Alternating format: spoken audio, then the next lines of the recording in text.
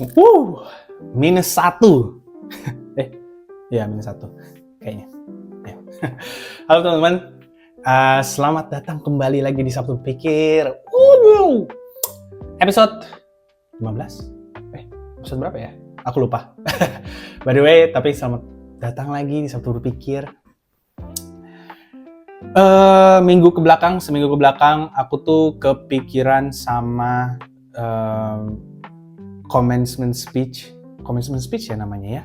Aku lupa namanya apa, tapi speech dari salah satu komedian di luar sih.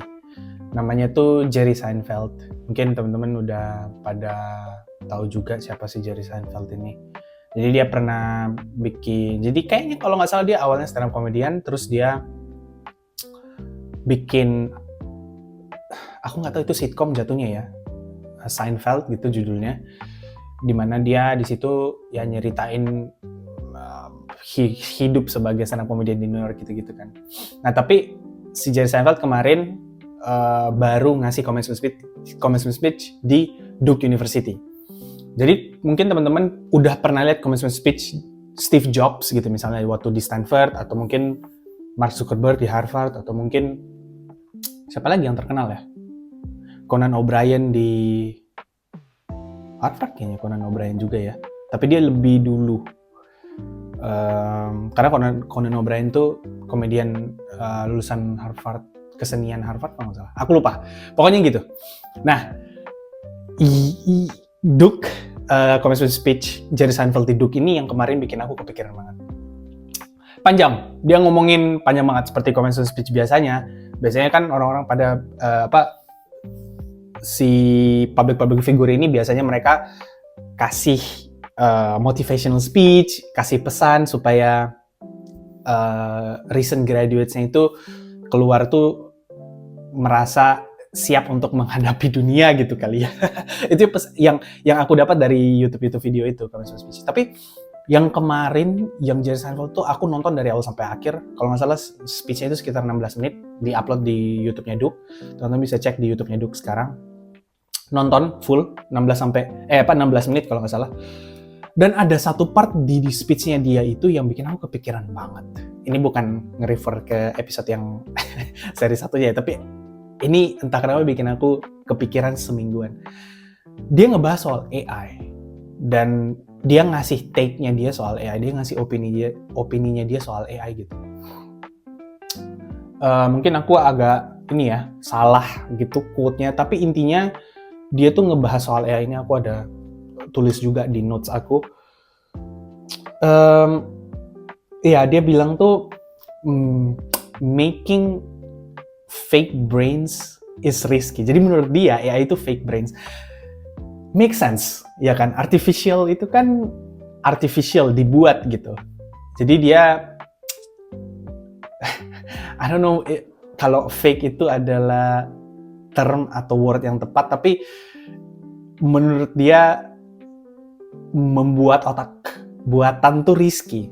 Dan contoh yang dia pakai bagus banget. Dia pakai Frankenstein. Kayak dia bilang, "Yeah, we tried that before," gitu, pakai contoh Frankenstein gitu. Apakah turns out bagus atau enggak hasilnya? Kita bisa lihat kan nggak terlalu gitu. Frankenstein dia nggak terlalu pintar-pintar banget. Tapi itulah contohnya bagus banget menurut aku. Nah, tapi aku jadi kepikiran soal yang si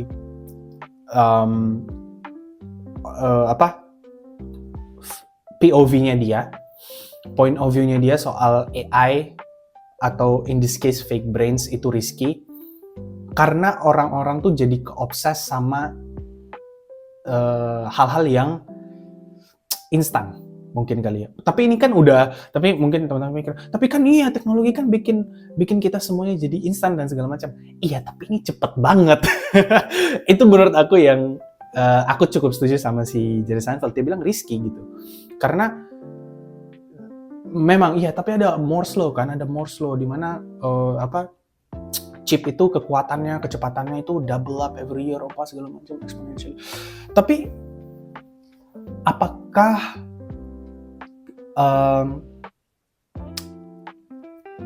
itu tuh secara overall memberikan positif atau negatif, kayaknya harus dilihat ke situnya deh menurut aku. Apakah dia do more harm atau tidak gitu ke society atau ke humanity atau ke human gitu kan. Nah itu aku kenapa bikin aku keluar, karena ada kayak semacam tarik tambang gitu di kepala aku. Dimana di satu sisi aku ngerasa iya ini terlalu risky karena terlalu cepat, tapi di satu sisi aku ngerasa bahwa enggak, ini dibutuhkan, kecepatan ini memang dibutuhkan gitu.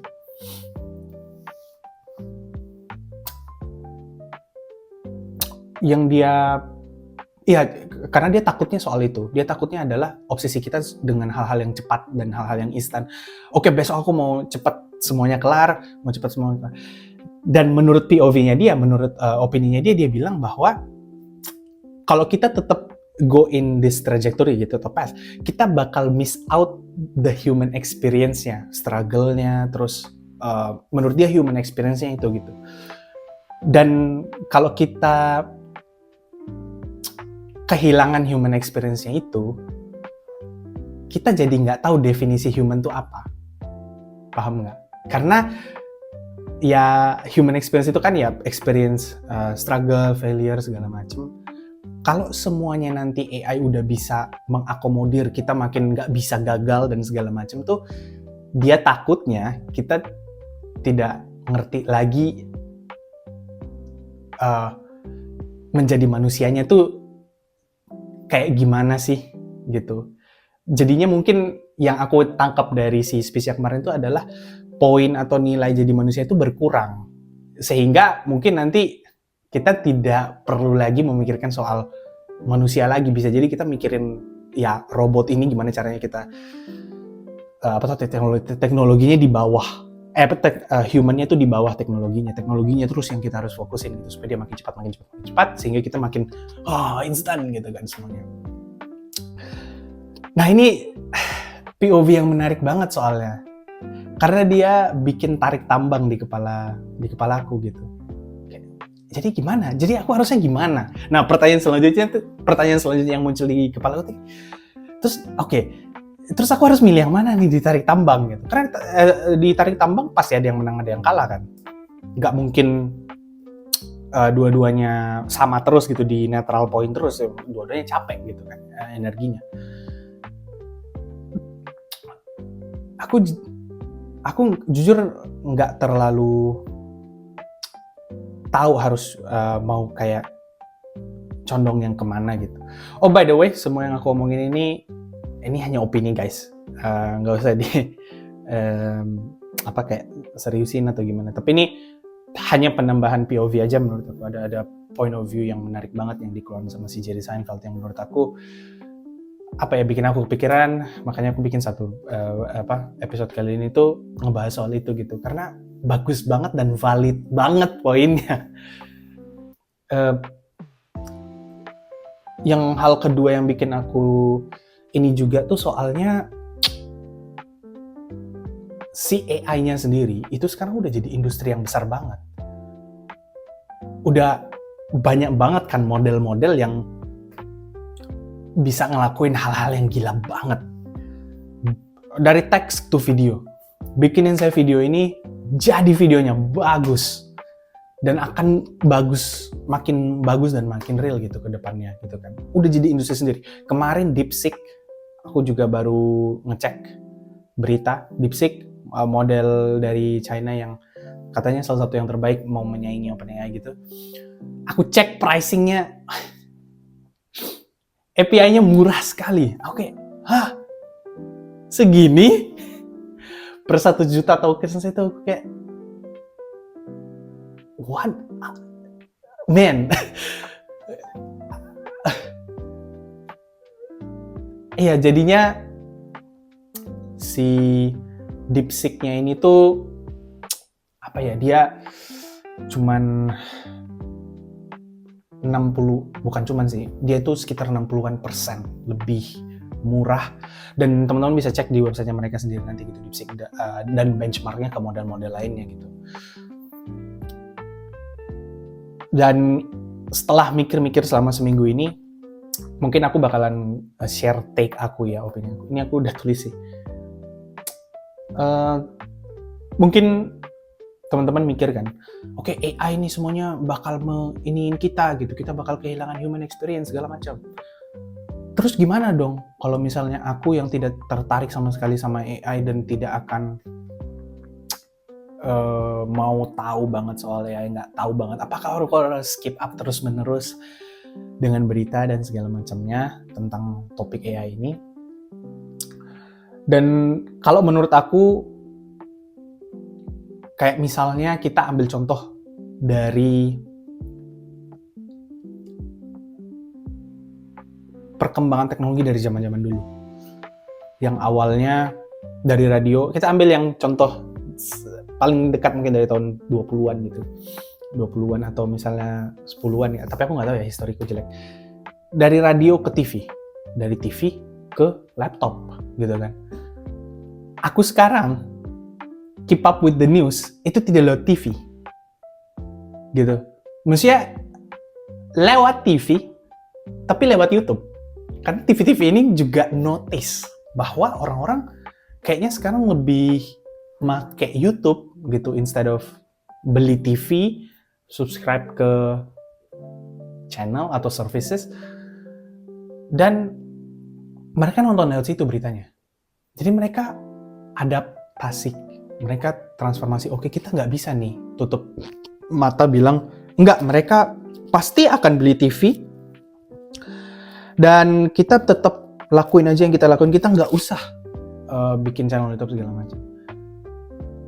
Nah, jadinya mungkin kalau ada yang ngelakuin itu bisa jadi mereka tidak survive gitu ke next stage-nya, di mana channel-channel TV lainnya itu pada bikin channel YouTube dan di situ mereka share kontennya mereka gitu. Nah, jadi menurut aku pribadi itu memang menakutkan gitu kan, perubahan-perubahan ini. Tapi kita tuh nggak pernah tahu next-nya apa gitu. Kita tuh nggak tahu. Mungkin orang-orang di Amerika tahu duluan gitu, mereka punya insider information, mereka punya resource-nya, mereka punya fasilitasinya untuk bisa ngelakuin research itu kan. Tapi kita yang tidak punya privilege itu, kita nggak tahu gitu kan, dan nggak pernah ada kontrol, dan kita selalu biasanya kan di Amerikanya dulu, terus habis itu kita baru adaptasi, baru adopt juga gitu kan. Nah, karena kita nggak tahu apa yang mereka kayak sedang lakukan gitu. Kayaknya di sana, aku juga nggak tahu ya, di sana mereka kayaknya udah lagi nggak ngomongin AI lagi. Maksudnya AI udah kayak, oh ya udah gitu. Udah kayak, oh ya udah. Mungkin mereka ngomongin suatu hal yang baru dan masih fresh banget. Salah satu contohnya mungkin quantum computing. Itu yang lagi ini juga banyak-banyak. Tapi mungkin mereka juga udah past that gitu. Tapi mungkin aku nggak tahu sih gimana perkembangannya di quantum computing. Tapi ya teknologi inevitable gitu, tidak bisa terhindarkan, mereka akan terus advance gitu dan akan terus berkembang gitu kan. Tapi yang aku ada dua sisi sih, ada dari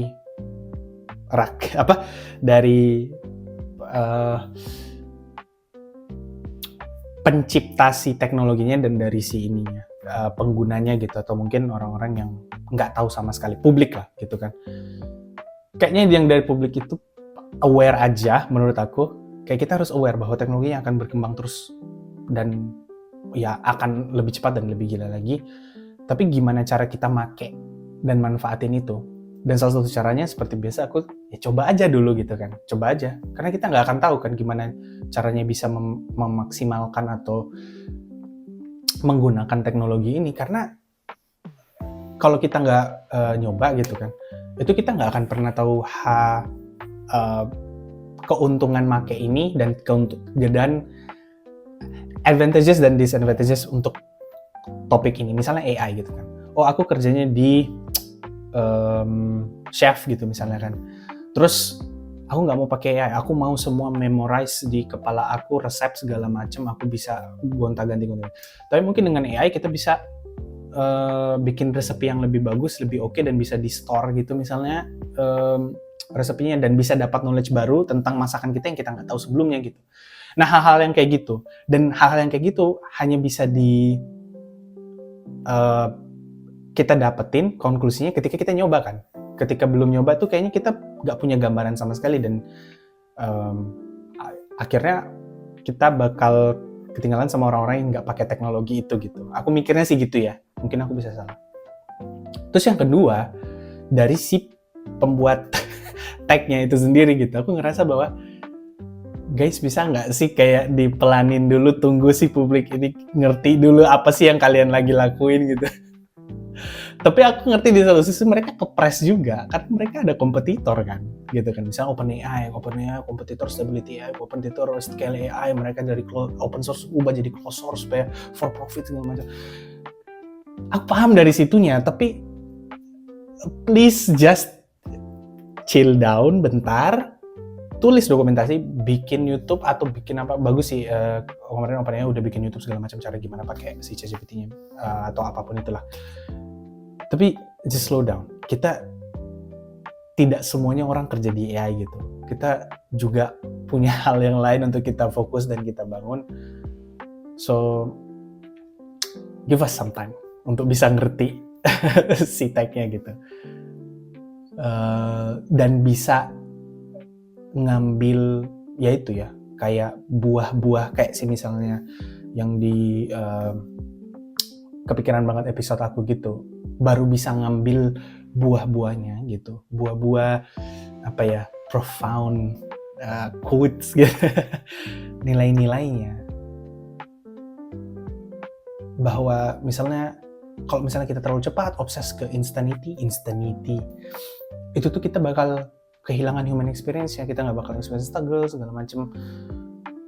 Nah itu kan salah satu profound gitu ya, kayak profound things yang bisa kita ambil dan petik dari kecepatan ini gitu. Tapi kalau misalnya cepet banget, kita nggak bisa punya waktu untuk bisa ngambil atau ekstrak hal-hal ini gitu. So give us some time mungkin. Sam Altman. Itu aja sih kayaknya. Satu berpikir kali ini, udah 17 menit. Dan sampai jumpa di satu berpikir selanjutnya. Teman-teman stay safe dan ya. Bye.